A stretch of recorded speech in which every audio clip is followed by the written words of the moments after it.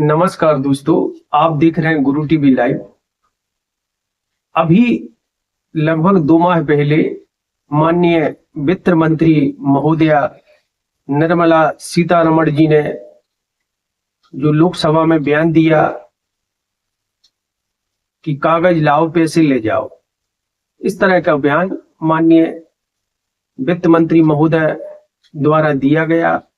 जमाकर्तागण जो social media पर देखा, वह उनके घेराव करने भी पहुंचे, कागज लेकर पहुंचे कि हम कागज लेकर आ गए हैं, हमारा भुगतान हमें दिला दो। सोचिए कि इस बात में कितनी सच्चाई है और कितनी सटीक बात है। इसी विषय में मैं आपको बताना चाहता हूं, क्योंकि मुझे एक जमाकर्ता ने ये पत्र जो सेबी की तरफ से आया है, तो मैं उसी को आपको बताना चाहता हूं कि हमारे क्षेत्र में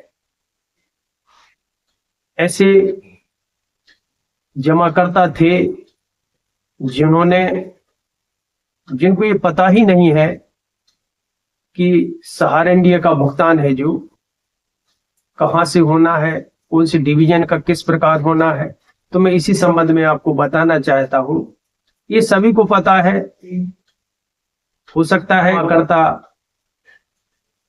जो कहने चाहिए कम एजुकेशन है, पढ़े लिखे नहीं है, तो वो यही जानते हैं कि सहारा और सेबी का विवाद चल रहा है या केस चल रहा है, जिस कारण भुगतान नहीं हो पा रहा है। लेकिन मैंने एक है जो घटना इस प्रकार की देखी कि जिसे देखकर मैं स्वयं चकित रह गया कि अभी भी ऐसे जमाकर्ता हैं जो हाउसिंग और रियल एस्टेट के बॉन्ड रखे हुए हैं, भले ही वह नाम मात्र के हो। क्योंकि सभी को पता है कि सहारा इंडिया द्वारा जो रियल एस्टेट और हाउसिंग का पैसा था वह क्यूसा में परिवर्तन कर दिया गया था, चाहे ऑटो किया हो या सहमति से किया हो या जैसे भी किया हो। लेकिन ऐसे भी जमाकर्ता है जिसको इस विषय में कोई जानकारी नहीं थी कि कैसे किस प्रकार क्या होना होगा। यही पता है कि सहारा का न्यायालय में मामला चल रहा है, माननीय सर्वोच्च न्यायालय में, इस कारण भुगतान नहीं हो रहा है। तो मेरे पास 2 जमाकर्ता इस प्रकार के आए, एक अवॉर्ड बॉन्ड जो कि, और दूसरा हाउसिंग बॉन्ड जो कि रियल एस्टेट और हाउसिंग बॉन्ड कहा जाता है। और जो मैंने पहले आपको बताया ये स्कीमों के नाम थे। तो इन्होंने हमसे संपर्क किया और मुझे वह बॉन्ड बताया और बोला कि भाई इसको पोर्टल पर अप्लाई कर दें। तब मैंने कहा कि पोर्टल है जो सहारा समूह की जो 4 कोऑपरेटिव सोसाइटियां हैं उनका बना है, और आपका ये अवॉर्ड बॉन्ड है, दूसरे का कहना चाहिए रियल एस्टेट बॉन्ड का है। तो मैंने यह आप अप्लाई नहीं कर सकते, क्योंकि इसके लिए आपको सेबी के पास जाना पड़ेगा, सेबी की जो साइट है उस पर संपर्क करना पड़ेगा। कि उन्होंने बोला ठीक है, वित्त मंत्री महोदया जी ने बोला है, हमने टीवी पर देखा है कि कागज ले आओ पैसे ले जाओ। तो मैंने कहा हाँ आप सही बोल रहे हैं, और ये जो आप कागज रखी इसी के लिए उन्होंने बोला है कि निवेशक आ नहीं रहे, कागज ले आओ पैसे ले जाओ। तो उन्होंने कहा अच्छा तो क्या करें। तब मैंने उनको बताया कि भाई उन्हीं के पास आप लिखा पढ़ी करो, कागज पहुंचाओ, क्योंकि वर्तमान डिजिटल प्रणाली है, ऑनलाइन तरीके से सब काम होता है। तो मैंने उनका सहयोग किया और माननीय वित्त मंत्रालय सहित सेंट्रल बोर्ड ऑफ एक्सचेंज और भी जो विभाग थे उनके जो मूल दस्तावेज उनके पास थे, मूल बॉन्ड को स्कैन किया, पैन कार्ड, आधार कार्ड, बैंक पासबुक, ये जो भी यथाउचित संबंधित दस्तावेज थे मैंने स्कैन कर सेबी के पास, वित्त मंत्रालय आदि जो भी विभाग थे सबके पास है जो ऑनलाइन तरीके से पहुंचाने का प्रयास किया। अब वहां से जमाकर्ता के पास में फोन भी आए और इस प्रकार का लेटर भी आया। और इस लेटर को जब मैंने पढ़ा तो मैं सोच में पड़ गया कि कथनी और करनी में कितना बड़ा अंतर है। मैं ये नहीं कहूंगा कि माननीय वित्त मंत्री महोदया जी गलत हैं या सीबी गलत है। मैं मानता हूं दोनों सही हैं, लेकिन जो सच्चाई सामने है उसे भी मैं आपको बताना चाहता हूं। इससे स्पष्ट हो जाएगा कि कौन सही है और कौन गलत है।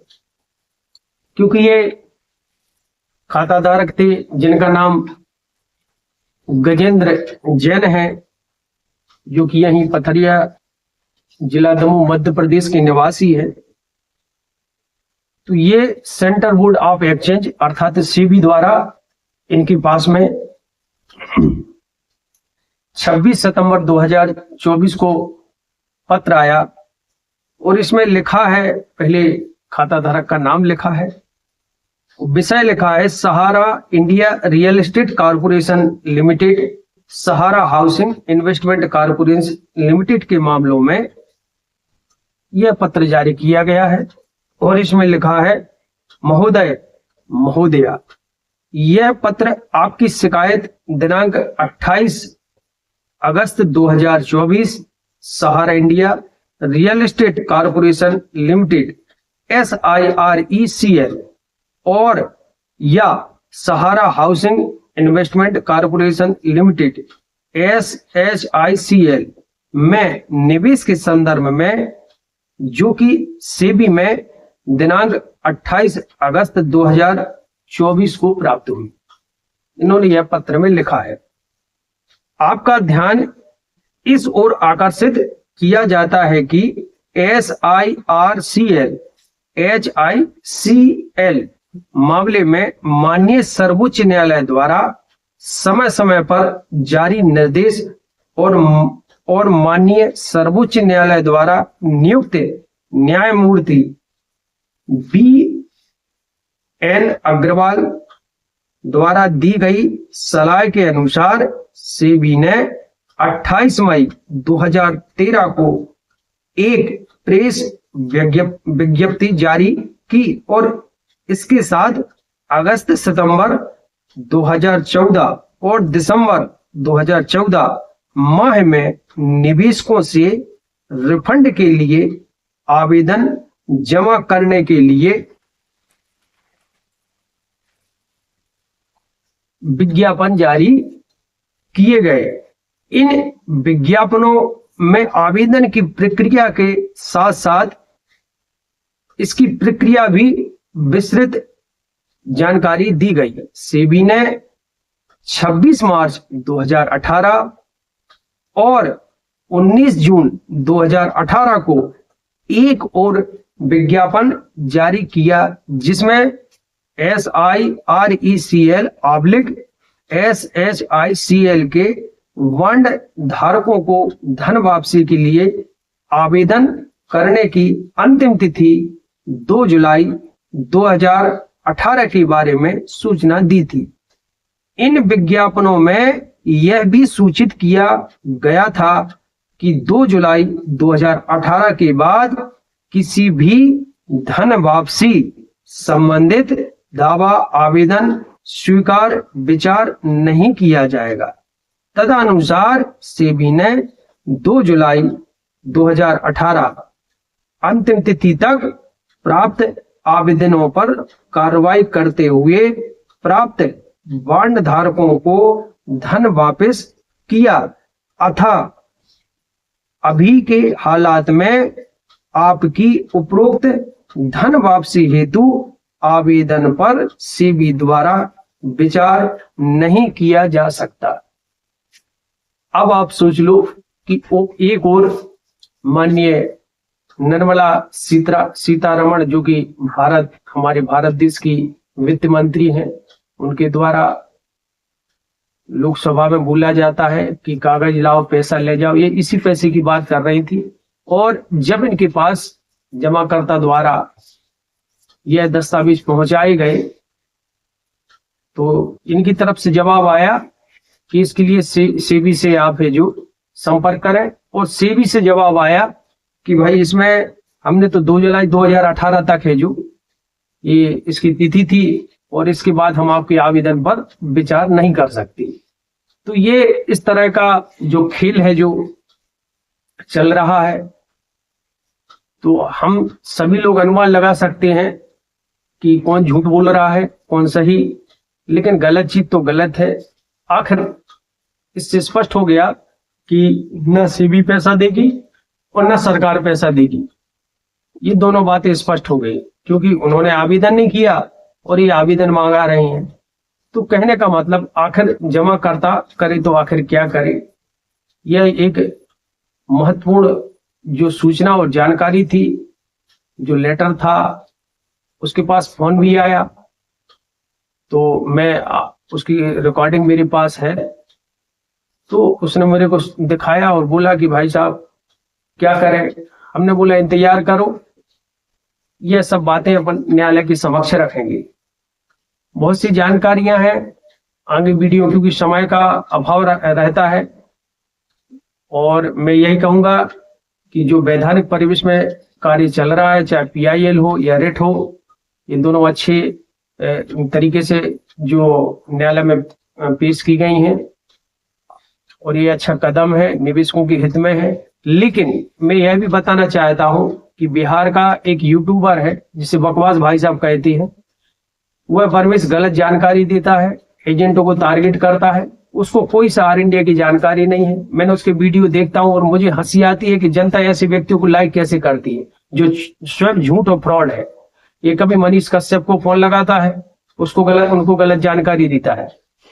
तो कहने का मतलब इस तरह के गुमराह है जो कंटेंट बनाना भी एक जुर्म है, अपराध है। हालांकि इस चीज को हम लोग संज्ञान में ले रहे हैं, क्योंकि हम लोगों का उद्देश्य सभी का यही है, चाहे PIL हो अथवा कुशवाहा जी की रिट हो। और क्योंकि मैं भी रिट लगा चुका हूं, आदेश हुआ, मैं उसी न्यायालय के आदेश का पालन कर रहा हूं, इसलिए सहारा रेफर पोर्टल की सभी को सलाह दी है। और एक कोई बिहार का यूट्यूबर है बकवास भाई साहब, जो कि अनावश्यक गुमराह जानकारी देते हैं। कभी सदस्यता फॉर्म ना भरो, आपका पलटी हो जाएगा, जब तो उसको ABCD कुछ पता नहीं है। यहाँ तक कि एक मनीष कश्यप जी हैं, अच्छे हैं व्यक्ति, जो सहारा के एजेंट हो अथवा जमाकर्ता, सबकी आवाज उठाते हैं, उनकी कॉल रिकॉर्डिंग सुनवाता है, उनको भी गलत जानकारी देता है। तो ऐसे व्यक्तियों के बातों में ना आए। यदि कोई फार्मों में कमी है, क्योंकि जो पैसा मिल रहा है वो तो ले लो, आगे आपका ब्याज जो कुछ है उसके लिए ये जो रिट PIL लगी है, ऐसा नहीं है, इसके माध्यम से आपका भुगतान सुनिश्चित किया जाएगा। क्योंकि संस्था के पास प्रॉपर्टी है, और प्रॉपर्टी है तो आपका पैसा है, और ये बात भी है कि सहारा है तो आपका पैसा है। तो ये कुछ लोग अनावश्यक है जो जनता को कुछ लोग गुमराह करते हैं।